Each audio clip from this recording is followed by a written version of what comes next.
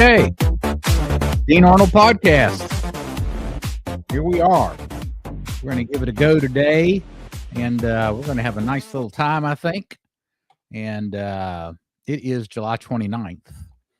And today we're going to be a little lighter because yesterday was heavy.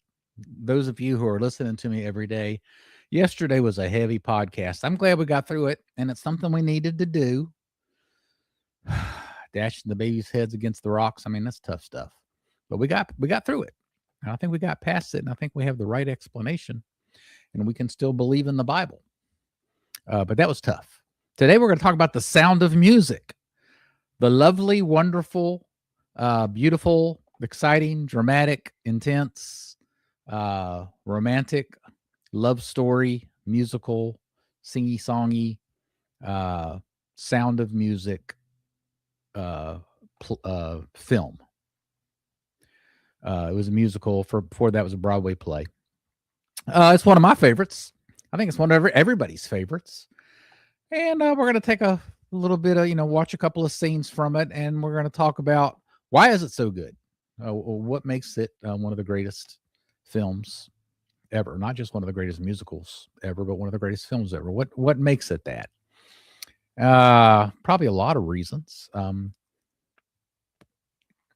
But we're going to get into our verses of the day and our saying of the day, and then we'll get into the sound of music. And I'm going to try something here, kind of like Candace has her little girls choir sing, for 15 seconds as an intro, and Tucker has his little banjo intro. I'm going to try my little ditty here and see if it works. Here we go.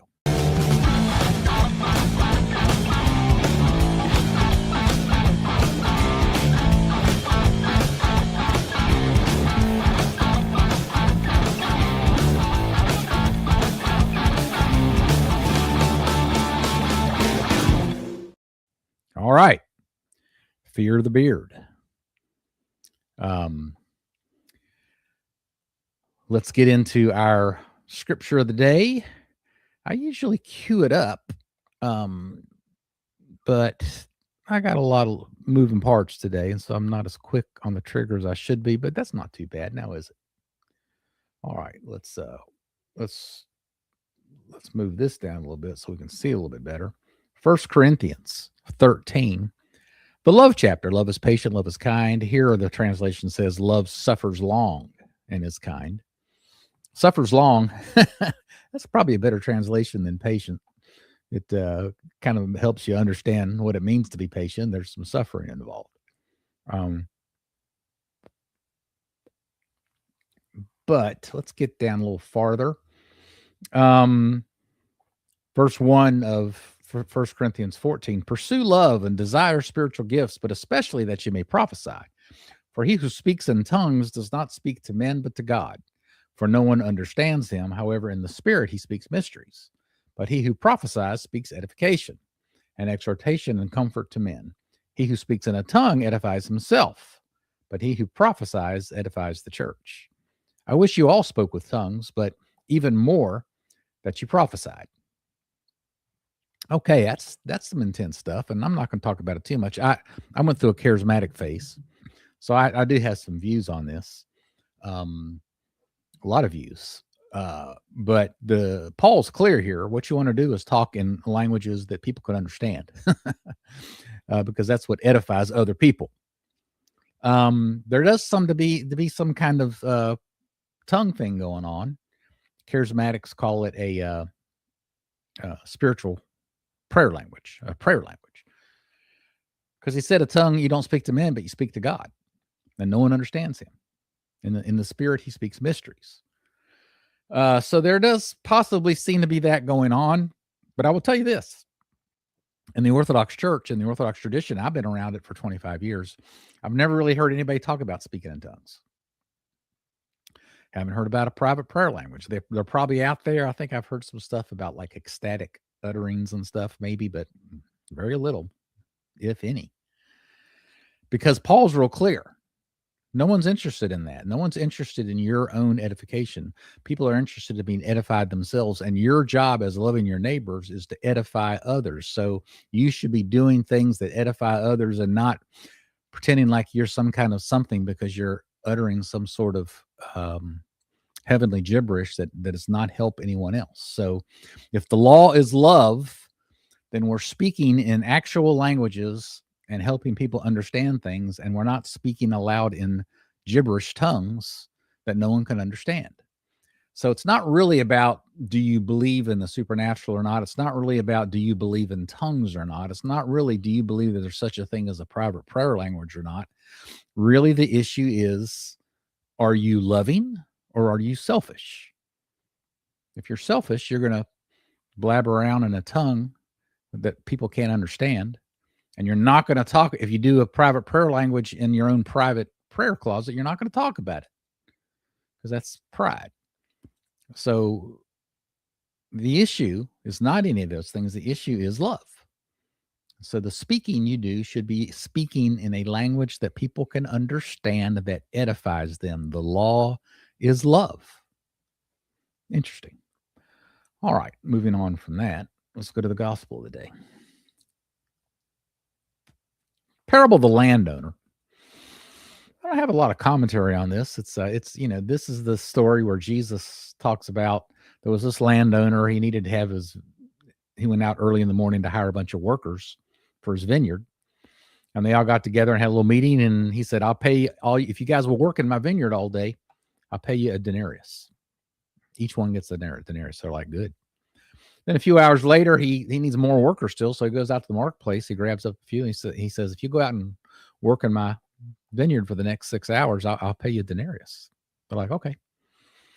Then he still needs work at the late hours. And with like an hour left, he grabs a few people and he says, hey, if you go out and work in my vineyard, I'll pay you a denarius. And so when it comes pay time, he pays everybody out. And the people who are there in the morning, they're like, hey, dude, I'm going to bring this up. We got here in the morning. We worked all day in the hot sun. And all we got was denarius. And these people you got at the last minute, the last hour, they got a denarius too. Where's the equity in that? And Jesus, in his parable, the landowner says, hey, look, it's my money.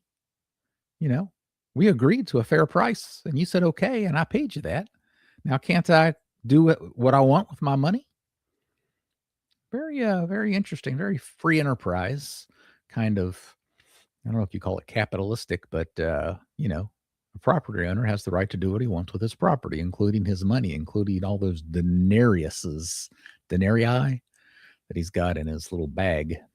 But the broader story here is forgiveness and I guess getting into heaven or paradise, or maybe it has to do with the Jews who've been working it, for centuries. And then all of a sudden the Gentiles are going to come in without having done all that previous work. I don't know.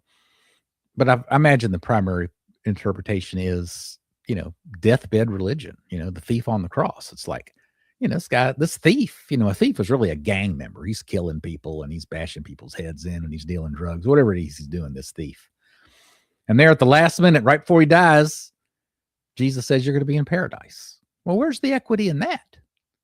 Well, this is the God we serve. This is the kingdom that we're shilling for. And I've said it in a Facebook post. Some people didn't like it, but it's kind of a scandal. It's kind of a scandal. It's like last minute, you can just get in. And horrible sins that you commit can be forgiven. That is the kingdom we live in. And it's the message we preach. Sins are forgiven. Jesus Christ took the sins upon him so that we can be united back to God. Parable of the workers of the vineyard. Yeah. But does that mean that those of us, if you consider yourself one who kind of got in early on the agreement, does that mean we get mad at that? No. We rejoice. Like the older son in the prodigal son parable, we need to be standing beside the father, acknowledging all that he does, loving his younger son just like the father does. So it's something worth thinking about. It's a strange part of the kingdom that we serve in. All right, saint of the day. I am going to do something a little different. I don't usually do this, but there was a saint on the day yesterday that I really wanted to talk about, but I ended up talking about, I think it was Irene. She was pretty cool. But I'll bring up this saint here, Saint Julian of Dalmatia. He was 2nd century in Italy. And like happens to a lot of saints, they didn't like him. They brought him up and they started torturing him. But what I like about this story, he was a young Christian, young man. He was carted off, but he was willing to suffer and die for Christ bravely, declaring that he was a Christian. And the soldiers were amazed at his courage, and they bound him and led him to the governor. "We shall see how true your words are, and whether you are willing to die for the crucified one," they said. He underwent a beating. He prayed that the Lord would grant him the strength, and he heard a voice. And this voice said, "Fear not, Julian. I am with you and shall give you strength and courage." So he's locked up in a prison called the Cold Pit. They held him for 7 days without food or water. An angel of God brought food and heartened the confessor. Next day, more interrogations, more torturing. He refused to sacrifice to idols. They took him to a tree and beat him, and the martyr began to pray, and he again heard a voice. "Fear not, Julian, remain brave." Okay, the reason I'm telling you this story, he's going to hear the voice one more time, but we've heard so many of these torture stories, and it just seems almost impossible that someone could go through that. Well, what we're reading here, hopefully it would happen for me if it happened to me, or you, if it happened for you, and it seemed to happen for Julian. I hope it happened to all these people, these saints who went through tortures, but God is there. The Holy Spirit himself is there comforting them. Here, angels bring water to the guy, but a voice comes from heaven, says, "I'm going to be with you." Maybe somehow, they get caught up in a unconscious state or something where they don't feel the tortures like we think they would. I don't know how it works, but you got to believe that God is with them in a special way. The third time he heard the voice, summoning him to the kingdom of heaven. They beheaded the holy martyr with a sword, and he departed. So that is in the 2nd century, martyr Julian of Dalmatia, which I guess is near Italy. And I just wanted to share that story today because somehow in the midst of all this torture, God himself, the Holy Spirit, the Comforter, is there. And if we have to, endure, have to face such difficulties, have to make decisions that seem so awful, we're just going to have to believe that God himself, the Holy Spirit, the Comforter, the Spirit of truth, will be there with us and is going to get us through these tortures. God, what a crazy, terrible world we live in. Huh. So many have gone before us, though. The Sound of Music. Let's get a little lighthearted here. We need to get lighthearted, man. Let me tell you. All right, let's bring up some images to get started. We got to remove that dude. And let's bring up come on. There we go. So there's a famous scene from The Sound of Music, a little love scene. We'll play a clip from that here in a minute. I'm not going to talk about the story of the movie. I mean, it's the third highest gross movie in history. Gone with the Wind first. Second is I just read it the other day, but Star Wars. And then The Sound of Music. So all of you have watched it. Everybody loves it. And it's a fantastic movie. And we have to ask why. And in a little bit, I'll tell you why the heck I'm doing this podcast, because it grabbed my attention again, too. I need to get a little thing going here. Okay. It won 5 Oscars, was nominated for 10 Oscars.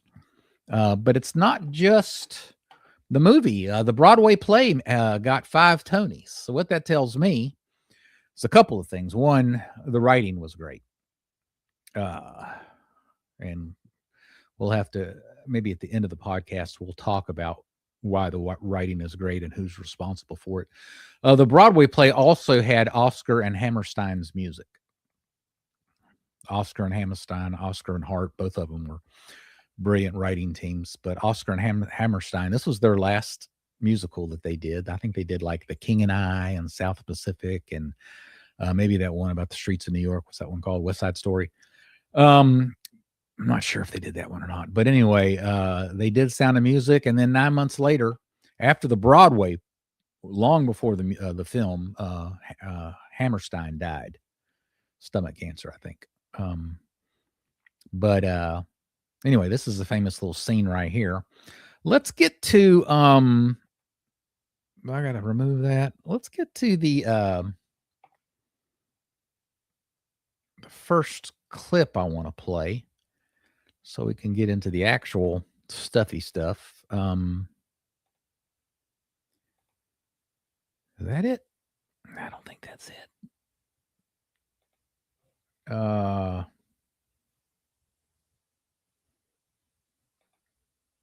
That's not it.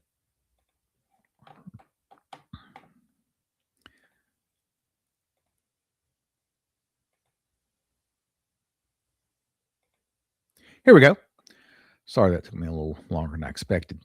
So I'm just going to play 20, 30 seconds of this, but this is one of the most endearing scenes. You think about, okay, what's a classic moment takeaway from the film, The Sound of Music, and then let's do this.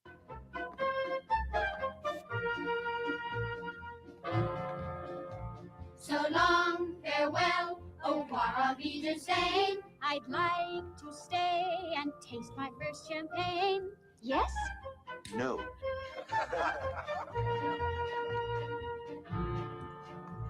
So long, farewell, auf Wiedersehen, goodbye. I leave and heave a sigh and say goodbye.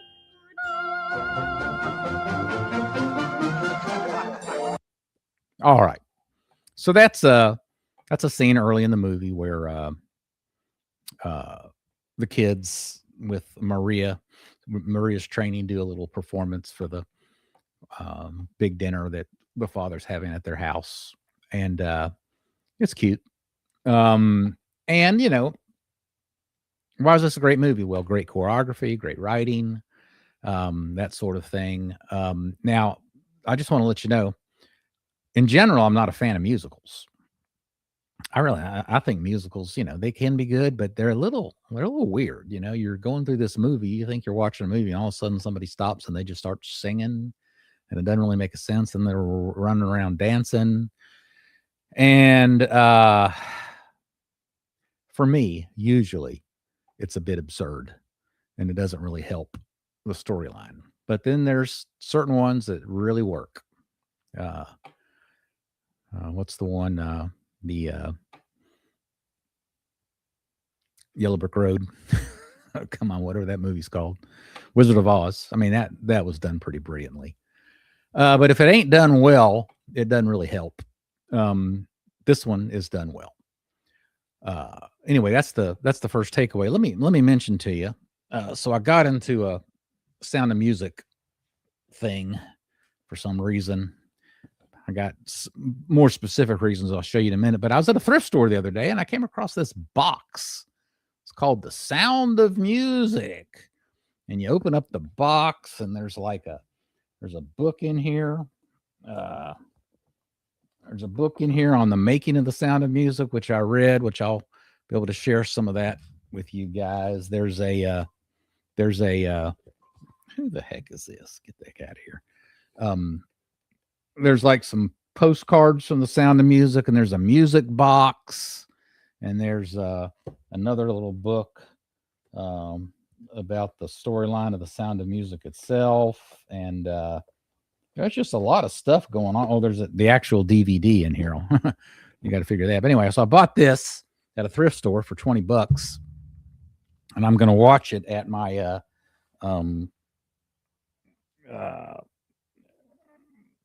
get out of here. What are you doing, man?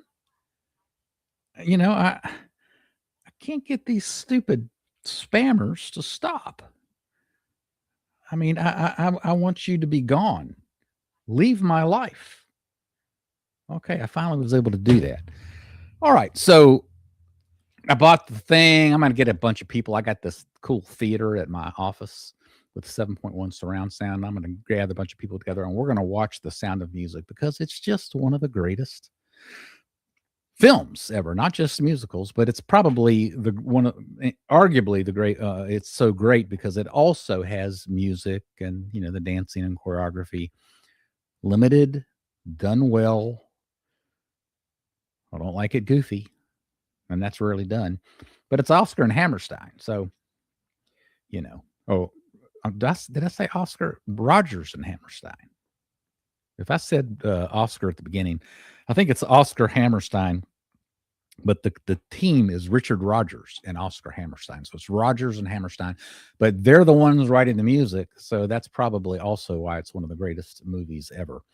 Let's look at a second scene that this one's really good. I like this. Okay. Got to bring it up for you. I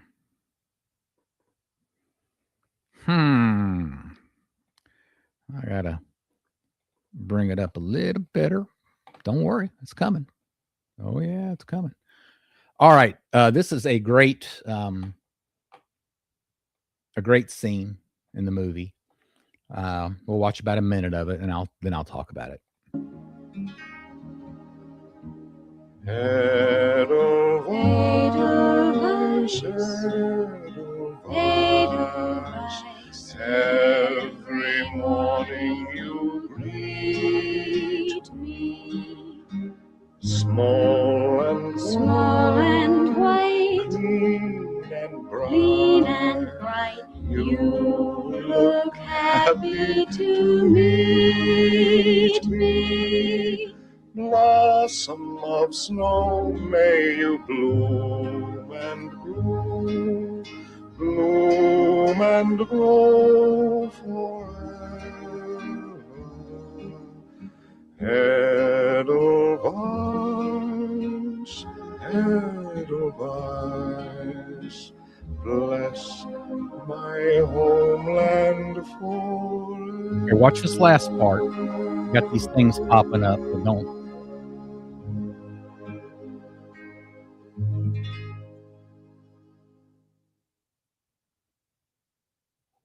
Okay, I had to search pretty hard to get a clip that showed that last part where Christopher Plummer sort of shrugs. You got Julie Andrews kind of looking at him.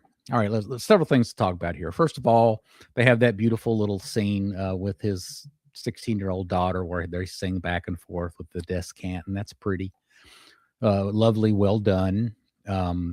And let's see, I got to bring up a picture to help explain this. Here's earlier in the movie, they set it up so that she comes to this house with this man who's unmarried now. His wife died. He's got 7 kids, and he blows this whistle to get him to, because he's a captain in the army. He's blowing this whistle to get him to do this, that, and the other. And she's stunned and horrified by it. So that's how they start out the Christopher Plummer, Captain Von Trapp character.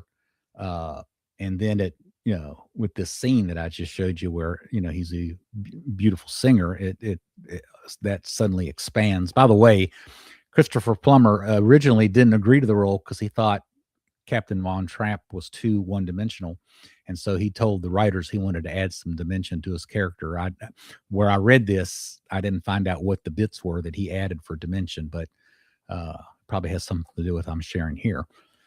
But at the end of that thing that shows Julie Andrews, there's a budding love story here.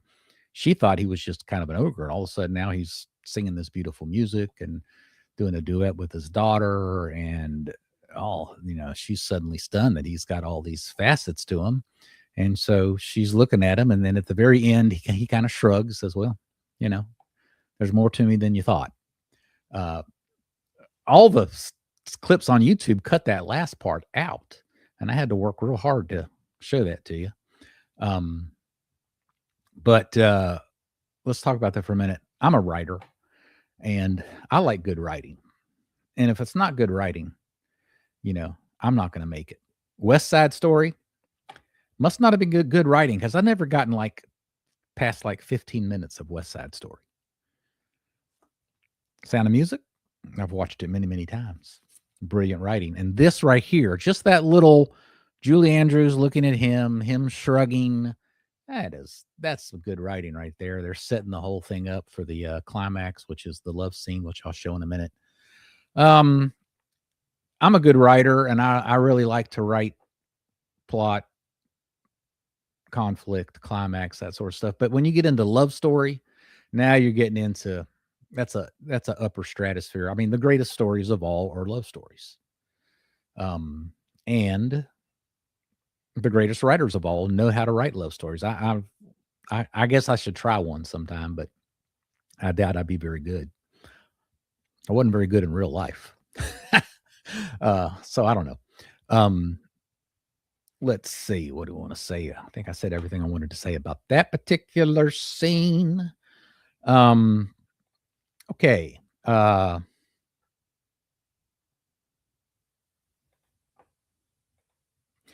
Let's go ahead and go to the last scene, which, is good stuff. I think I'm going to have to get rid of that. This is the famous love scene.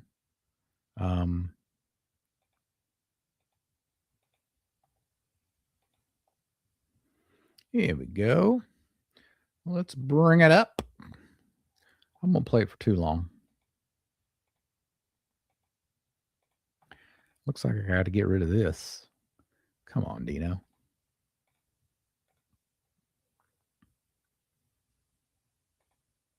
There it is. Okay, here we go.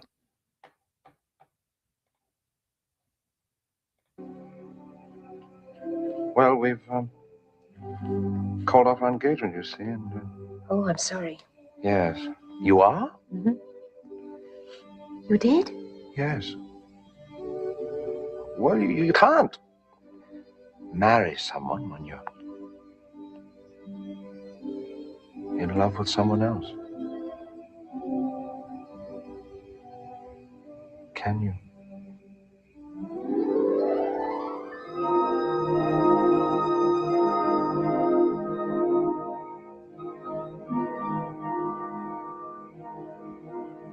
We'll stop it right there. They're about to kiss. Then there's a wonderful song. I must have done something good, I think. By the way, there was 2 or 3 songs that were X'd out from the Broadway to the film that Rodgers and Hammerstein wrote. Then there were a couple that were added. This one, Something Good, I Must Have Done Something Good, was one of the ones that was added. And I think Edelweiss, I believe, was the other one that was, by the way, Edelweiss was Rodgers and Hammerstein's last song they ever wrote together before he died. So that's pretty fascinating. All right. So we can get rid of that. So just good writing, great romance. Now we get into the wedding scene. I'm looking forward to telling you about this. There's a grand picture of the wedding scene there. Here's another one. I think I got one more. You kind of get the sense of the grand cathedral there, but Von Trapp and his captain's outfit and all that. Now, I've told this story already twice in previous podcasts because it's such a good story, but I'll tell it again. Maria Von Trapp, the real Maria Von Trapp, she wrote a book about her life, which is how the Broadway play and the musical came about. But she was raised an atheist.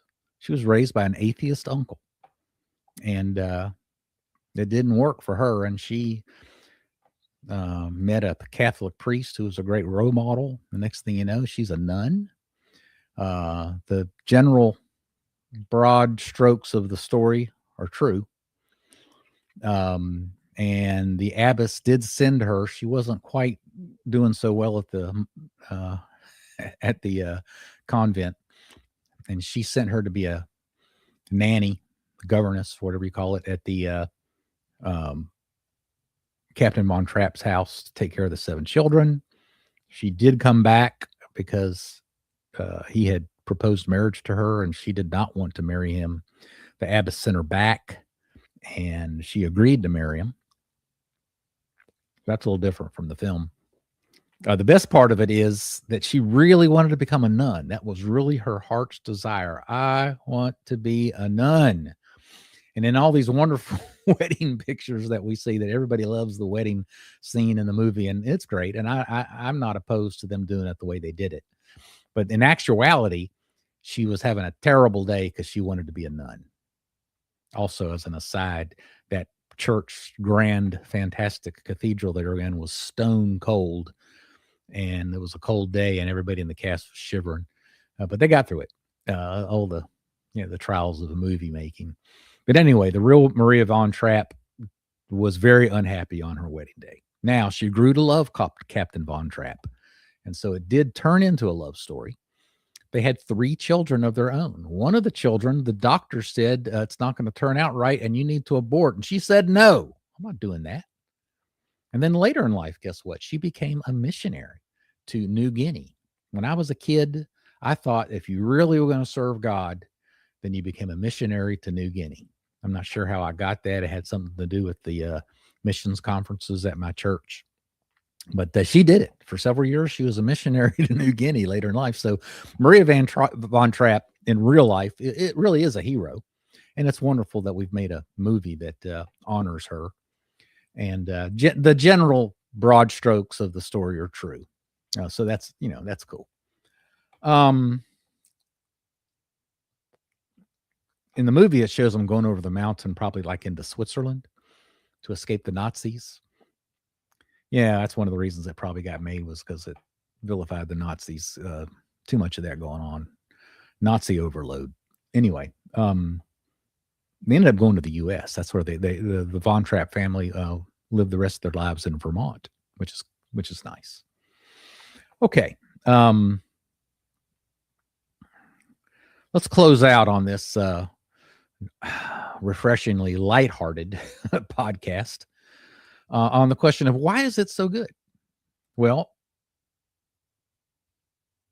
Rodgers and Hammerstein, just great. I mean, they've got a lot of stuff. I like to go through the fake book, the real book, whatever. You jazz people know what I'm talking about, and play around on the piano and that kind of stuff. And a lot of the tunes in there is some of the great jazz chord songs are Rodgers and Hammerstein or Rodgers and Hart. So that's one of the reasons it's great. Another reason it's great, the director, the producer, all sharp guys. They've made other great ones, but I kind of looked at their filmography, and I don't think that's the key. I think the key is the writing. Really, really good writing. And then I looked at the writers, both of the film and of the Broadway play, and they don't have a huge long string of greatness. So ultimately, I think the greatness of the story is the story. This started because Maria von Trapp wrote a book about her life. And that got turned into a Broadway play, which got turned into a movie. And I think Maria von Trapp's story is just phenomenal. And she must have wrote it well. I probably ought to get that and read it and see how she did in terms of writing it, because she may be the genius behind the story. I don't know. It could be that whoever picked it up on Broadway adapted it really well. I think the first thing that happened was a couple of German film companies made movies of Maria's book, and that got picked up by Broadway. They felt like they could do something good with it in English. But maybe those German film producers, when they adapted the book, they were the ones who kind of had a sense for the storyline and really did a good job. I don't know. Really, it'd be worth looking into. But I think that's it's the story itself that is so gripping and it gripped my heart. And by the way, one of the reasons I'm doing this podcast is I came across that Edelweiss clip on Twitter, and I watched it, and I saw the, at the end it shows Maria, and then it shows Captain Von Trapp shrugging, and I was like, man, that is such good writing. That's such good movie making. I've always loved that movie, and I was like, I'm going to watch that again. Then I came across that book in the thrift store. I am going to watch it again. I'm going to get some friends. We're going to gather together. We're going to watch it on Blu-ray 7.1 surround sound and have a good time with it. But that's kind of how all this came together. It's a great movie. Great musical. Well done. Somebody just, a big part of the craft is knowing what to cut. You got to cut out a lot of stuff because you got to have a good flowing storyline, which rarely happens, I think. But anyway, I forgot to say all this at the beginning. I'm running for Congress. DeanArnoldForCongress.com. Give. I had a gift last week of $50. I can get some more gifts this week. Like, share, subscribe. I'm bringing sanity to an insane world. Don't we want to have a congressman who likes the sound of music? Well, everybody likes the sound of music. One comment. Let's see what we got here. Looks like AI. Oh, get out of here, AI. But anyway, today is July 29th. I think I did say it at the beginning of the show. Any comments, questions? Now's your last chance. I am running for Congress, and I do like the sound of music. And we've had a darn good time talking about a great movie. So now I'm going to cut out of here. Thanks, guys.